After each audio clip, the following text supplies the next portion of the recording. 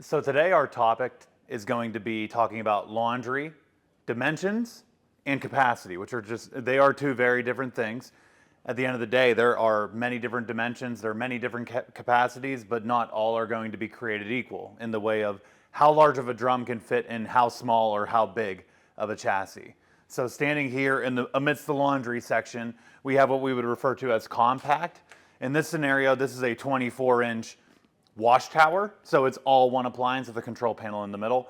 But when we refer to something as compact, or some people would call it apartment sized even, that's going to refer to a 24-inch width footprint. Now these are going to be able to, whenever they're broken up into separate washer and dryer, these are going to be able to fit underneath a standard countertop at about 34.5, 35 inches off of the floor. So most of these are going to be European machines, which means the dryer isn't going to be vented. You're going to have some condensing units, you're going to have heat pump units, but at the end of the day, what people care about is capacity, especially in a small package like this. Most of these washers are going to be somewhere between 2.0 and 2.4 cubic feet. Most of the dryers are going to hover around 4 cubic feet. You do have some wash combos, which is like an all-in-one appliance that has one tub. Those are usually about that 4 cubic foot as well, but you need to be careful about how many clothes you actually put into it, because it's that big for the dryer purpose opposed to the washer purpose.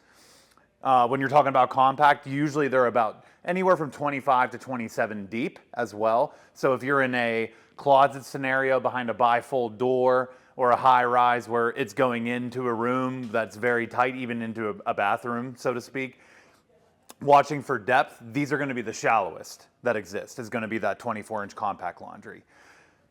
Looking at what we would call standard laundry, 27-inch width, and that applies to front load and top load for the most part. Now, most major manufacturers, whenever you're talking about front loaders, you're going to be 27 inches for each unit. You're going to see where the variance is going to be. You'll have a little bit of variance in height. It could be anywhere from about 38 on the short side to about 41 on the tall side. Where you're going to see things change as you get into the larger capacities is going to be the depth. So in an example like this with LG, where they maintain that 27-inch footprint all the way through their lineup, you're going to have entry level is going to be a 4.3 cubic foot washer and be about 30 3/4 deep, whereas their large capacity 5 cubic foot washer is about 34 inches deep. Conversely, the dryers are going to be the same way. They're not really going to increase in depth or in capacity. Where you're going to see in front load, capacity is going to increase in the washer as you step up in price and step up in the line. Dryers typically are going to maintain a 7.4 or 7.8 capacity, no matter what the washer it's matching.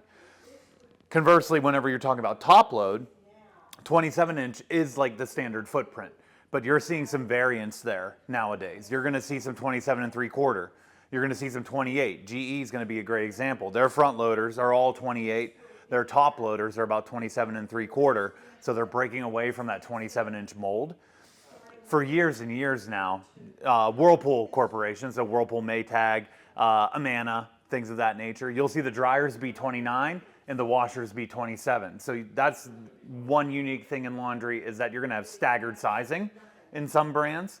And a lot of people are looking at depth too, where you're in a laundry closet behind bifold doors, whatever the case may be. There's such a thing as flat back dryers, where you get a top load set about 27 inches deep, maybe even about 26.5. That's exclusively going to be in Speed Queen, GE flatbacks, and Whirlpool flatbacks. So when I talk about a flatback, that's going to be a lower capacity dryer. So that's only going to be about a 6.2 cubic foot capacity, opposed to what we call standard is 7.0. So whenever you need that shallower depth, whether you're looking at compact front load or flatback dryer top load, your capacity will be impacted. So just in summary, for what we'll call standard front loaders, you're starting at about 4.3 cubic feet and topping out in some brands 5.0 in the 27-inch footprint and up to 5.5 in that 28-inch footprint. Now, there is one more size, and that's going to be a 29-inch front loader. They're going to be massive. They're going to be a 5.8 to a 6.0 drum on the washer, 9.0 on the dryer. But measure your doorways. You got to measure your doorways. There's a lot of laundry rooms that once the door jamb is in, it's not even 29 inches wide to get through the door. And that's going to be the smaller dimension because they are extremely deep. They're going to be about 34 inches deep as well. And that also applies to our large full-size wash combos too, whether that be the GE, the LG, the Samsung. A lot of them are going to be in a 28 or a 29-inch footprint and be about 34 inches deep. So dimensions have never mattered more than they do right now. And just because the overall machine is larger doesn't necessarily mean it's going to equate to capacity. And just because the machine has a very high rating capacity doesn't necessarily mean you can fill that whole capacity with clothes. So stop in at Don's Appliances, stop on our website and chat with our team, and we'll explain to you how much can really fit inside a machine. Or if you give us your dimensions, we can tell you what can really fit in your laundry room.